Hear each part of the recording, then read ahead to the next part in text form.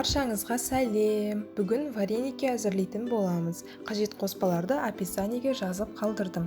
Алдымен тазартылған картоптарымызды екі бөлікке бөліп шығамыз. Сосын бетінен кішкене асырып су құйып, бір шай қасық тұз салып, піскенше газға қоямыз. Содан соң пиязды кубик етіп турап, күнбағыс майына қызартып қуырып аламыз. Жұмсақ болып піскен картопымызға дәміне қарай тұз қосып езіп шығамыз.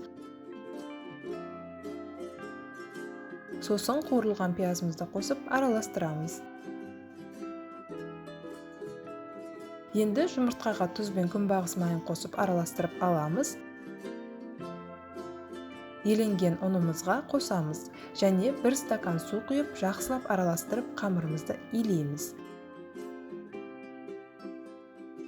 Бетін жауып 10 минутқа қалдырамыз. Сосын қамырымыздың шетінен кесіп алып, бірнеше бөлікке бөлеміз.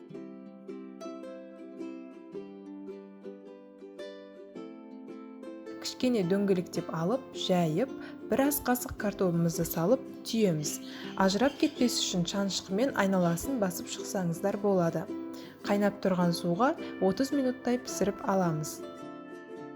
Вареникиіміз дайын, қасына қаймақ немесе майонез қосып ұсынсаңыздар болады. Өте оңай, дәмді және тойымды ас. Жасап көріңіздер. Сіздермен бірге болған Айнура. Рецептлерім ұнаса, каналыма тіркеліп, видеоларыма лайк басып, пікір қалдырыңыздар және достарыңызбен бөлісуді ұмытпаңыздар. Назарларыңызға рахмет.